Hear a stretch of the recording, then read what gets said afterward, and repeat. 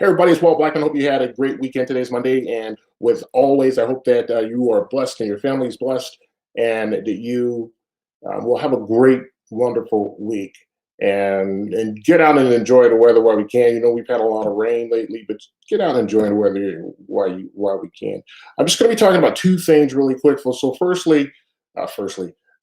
what I typically do per week is I will put a question on my Facebook page, and some of the folks will respond with answers or questions to the topic that I put up. We're going to be getting into that in a little bit, but first, I want to talk about something that's really appalling to me as a Black American, and I wanted to. I've been seeing more and more and more.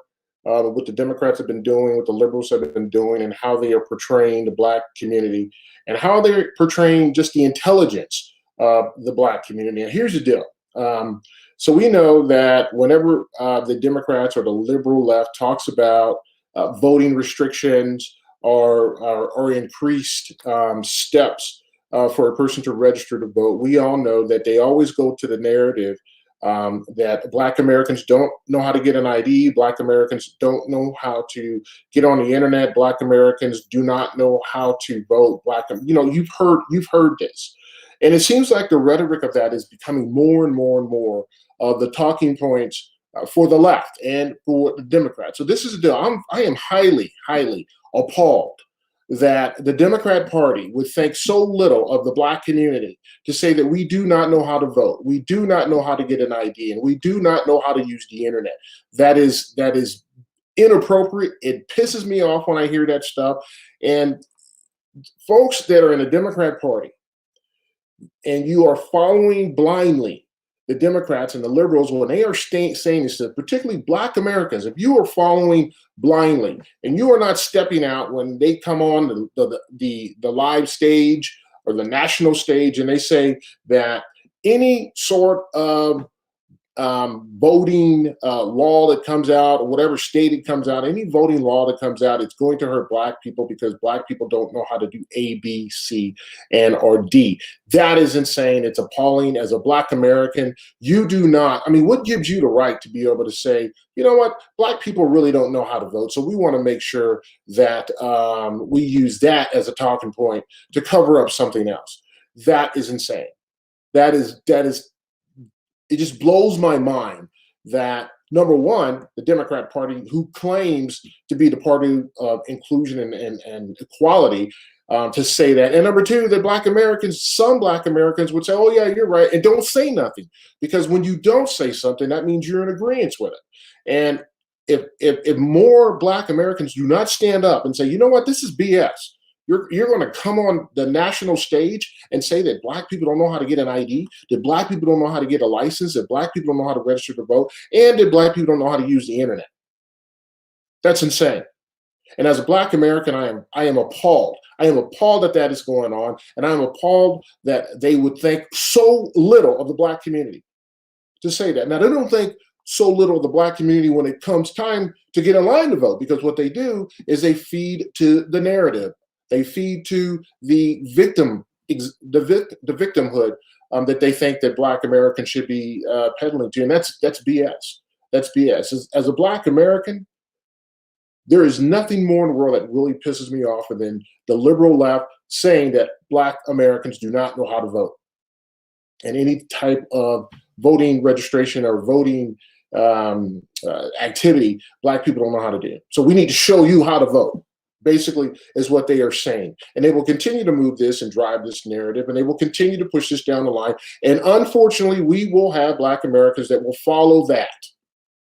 So the next time that you hear something about voting laws that are coming out of whatever state they're coming out of, and you happen to be a Black American, and they start to push that rhetoric, I would hope that, and I challenge you to stand up and say, you know what, that's a false narrative, and we're not going to follow that anymore. Second, BLM, Black Lives Matter. Now, if you've been following the news, Black Lives Matter, their top group, their executive, have been actually putting a lot of money in their pockets and buying all these lavish homes for themselves. Now, from what I remember, when I read their proclamation and when I read things on their page, Black Lives Matter said that they are for all Black lives? Well, we already know that they're not. I've already talked to you about the abortion rate and how it affects the Black community, and you already know about this. But this is my question to the Black Americans who support the organization of Black Lives Matter. Have you gotten your check yet? That's the question I ask you. Have you gotten your check from Black Lives Matter? Because Black Lives Matter is making a lot of money. And they talk about equality, they talk about equity, they talk about making sure that everybody in the Black community has a voice, a say, and they get the opportunities that they need to succeed. So I'm just asking, have you gotten your check yet from Black Lives Matter?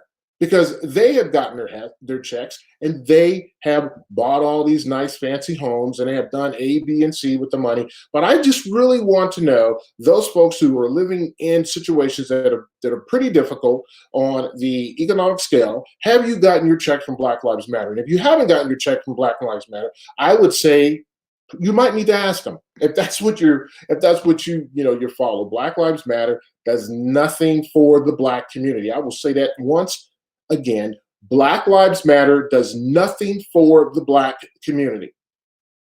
We all know that. Black Lives Matter supports the abortion. They support the destruction of the nuclear family, and they collect all this money.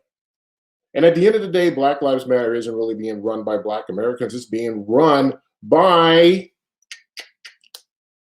million and billionaires across the country with a liberal agenda. That is what Black Lives Matter is. When you peel the onion back on Black Lives Matter, they don't care about Black America. They certainly don't care about you as a Black American. They don't care about me as a Black American. But what they care about is spreading and moving their rhetoric, their socialist and their Marxist rhetoric across the country. So the next time that somebody comes to you and says something about Black Lives Matter, I would do a double take on that if I were you, because it is just not good. So let's get into the question answering about this. So my question to folks was, ask me about building the wall and protecting the border. So the first question came up, and I'm just going to use first names because I don't want to use last names, and because we got some privacy stuff, and I just want to make sure that we're, I'm not even going to do that. I'm not going to use the first names. They're going to read some of the questions, and if the folks that usually follow my page, they know who their questions are, but I'm not going to read their names because of privacy. There's nothing worse than being stalked on Facebook or social media. So the first question is, why is the southern border open to the northern border? Or correction, why is the southern border open and the northern border closed? Defies logic. You are absolutely right. So the northern border that closes our border to Canada is closed, but the southern border, as we all know, is open. 6,000 people come across the southern border every single day. We have folks that are infiltrating that have not been tested for COVID, so on and so forth. You've heard the narrative. Why is that? Because it's simple. The liberal left wants people of brown and Black color to come through the border so they have an opportunity to put them on a automatic voting registration roll.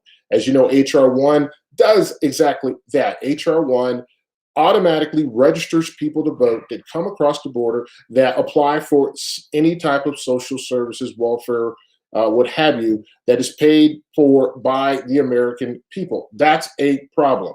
That's a problem to me. So what we need to do is not only close the northern border, but close the southern border. We need to build the wall, continue to build the wall, close the southern border, make sure that the foot traffic, the tunnels are closed, that there is technology, and that we also check our ports. That is what needs to happen. Great question. And I'll move on to the next question.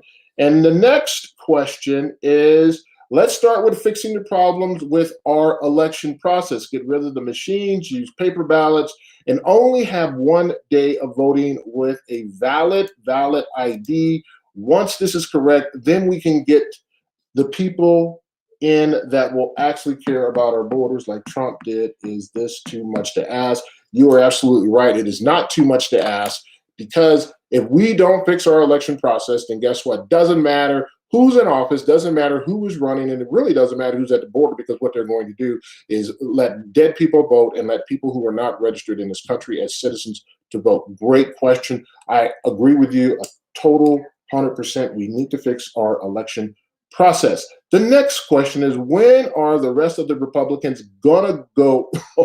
When are the rest of the Republicans gonna grow a spine and do something to stop all this madness? Absolutely disgusting. What the traitors Democrats get away with, and even more, so that these spineless Republicans will keep allowing. Now, in a nutshell, you are right. We do have a lot of people in the Republican Party that don't have a spine. We have a lot of people that will stay away from certain things. And I got it. People, those types of people, I got it. What they'll do is they are saying things to protect their seat. I got it.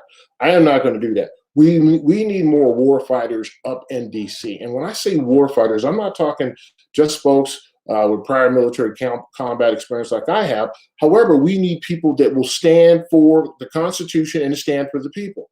Stand for the people that the Constitution covers, and that's citizens. Those are Americans.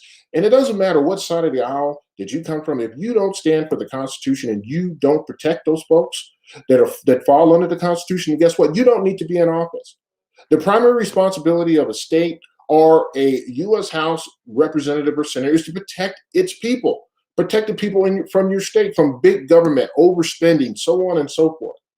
We need that time to fight those types of fighters in the White House. That's why I'm running for Congress. You all know my record. I don't sit down and let the big establishment, government, federal government, big boys in the water, the swamp, get in our lives. We need to get the federal government out of our lives. We need to elect people who have a spine, like this gentleman said, and we need to move toward the same direction, and that's protecting our country and putting America first. That's what we need to do. Great question. And let's move to the next question.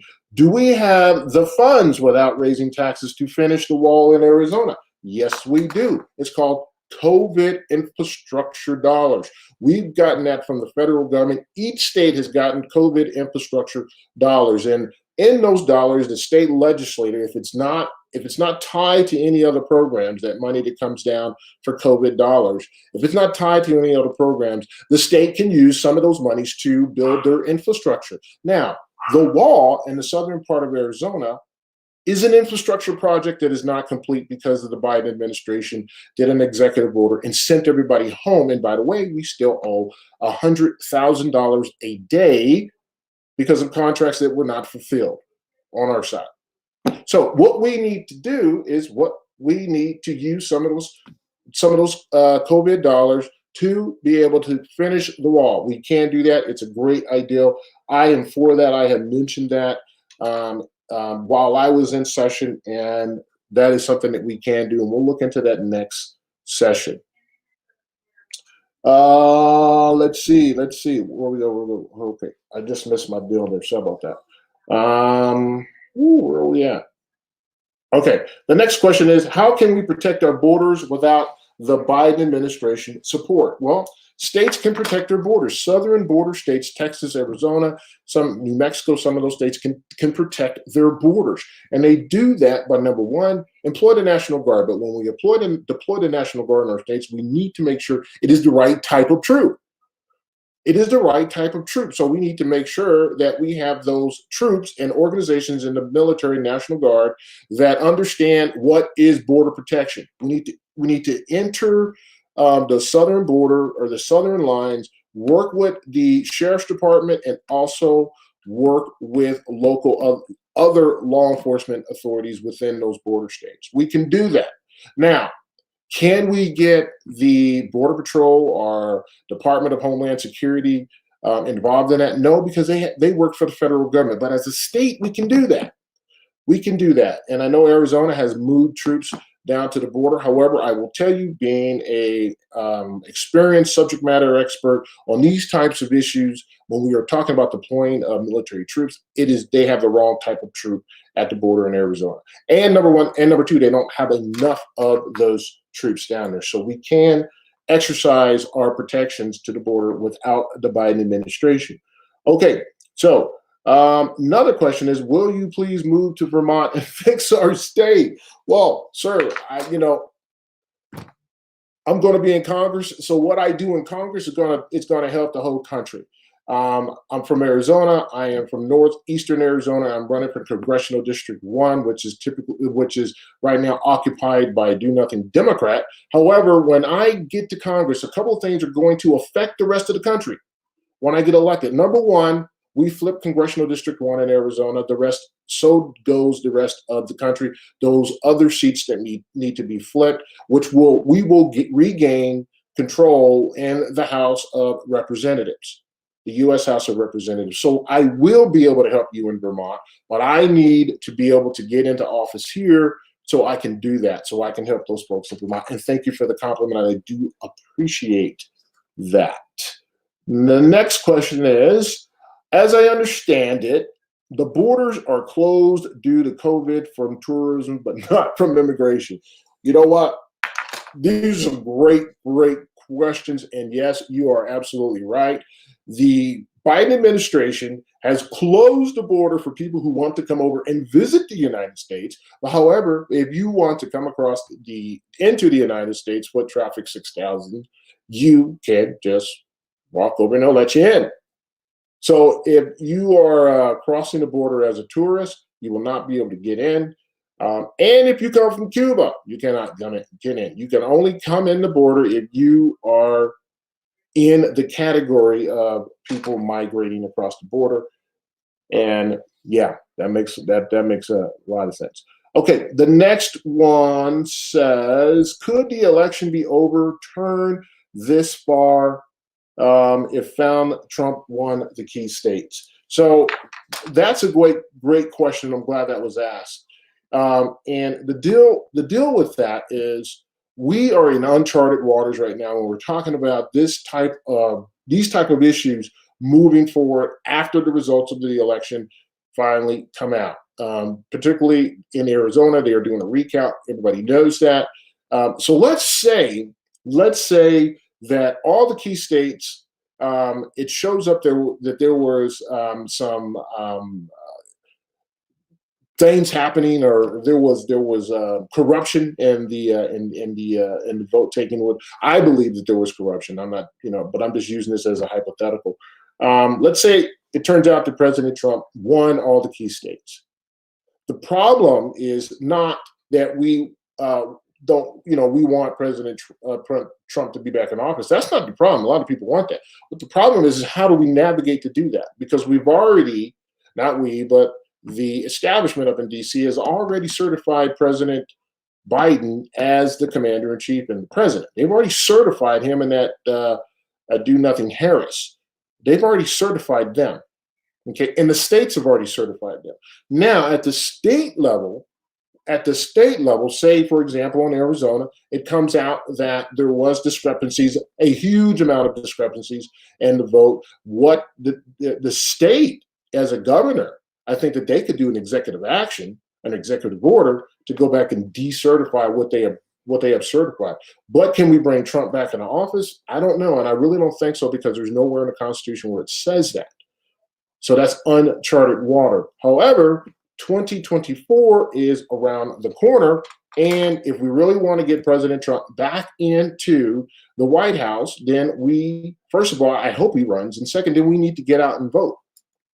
And I know when I say that, people say, well, why get out and vote? Because the election process is broken. A lot of states have written a lot of laws, to include Arizona, to protect the voting process. Okay. Next question is, how do you get the illegals out of sanctuary states so it won't affect their offices? So it says, how do you get illegals out of sanctuary states? Well, that's a federal deal. That's a federal issue. Now, let's say, for example, there's a sanctuary state and an illegal has broken a U.S. law and that person is caught. Then at the local level, then the law enforcement and our prosecutor's office, they can prosecute that person and they can impose their own type of punishment, if you will. But how the law is written now, we cannot just scoop up people in these places that are sanctuary cities or states and put them on a bus and send them back to send them back to wherever they came from. We can't do that. We can't do that unless the person has broken a state law, and then we can get in and they can, and as a state, they can do individual work to do that. Okay. Also, here's another question. By law, during the INS intake, immigrants are supposed to be checked for diseases. As this is not being done right now, allowing hundreds and thousands of illegals to cross the border and let loose in American cities and affecting American citizens. COVID will spike because of this. My question is, should the Biden Pelosi, oh my goodness, should the Biden Pelosi administration be held liable for COVID infections, medical costs, and American deaths? Yes, I think they should be held accountable because what they have done is exactly what you have said. They have opened the borders and there is no medical checks on these folks. They're not checking to see if these people have COVID. And some parts of the border, I don't know, maybe they may be checking the temperature. I don't know. But if you're walking in the desert all day and it's 107 degrees, yes, you're going to be hot. Your temperature is going to be hot. But we are not doing active checks at the border. And the reason why we're not doing that, I know that because folks are being sent in, bused to the nearest city, and then let loose in the country. The Biden administration, the Biden Pelosi Harris administration should be held accountable because they are allowing this to happen. This is a problem that will not just stay in the southern part of our country, but it will move throughout the interior and through the country, and it's going to affect COVID. COVID's going to spike. Now, since you're on the deal with COVID, I want you to think about this. Now, all of a sudden, they're saying there's a spike in this new variant of COVID. They're saying, oh, we have a spike. COVID's coming. We may have to put the mask on. We may have to do lockdowns again. You already seen the rhetoric in the news. My question to you is, why are they doing that, number one? And two, are they doing something else to distract us? And I believe they are. And that distraction that they want us to look the other way is going to be the result of the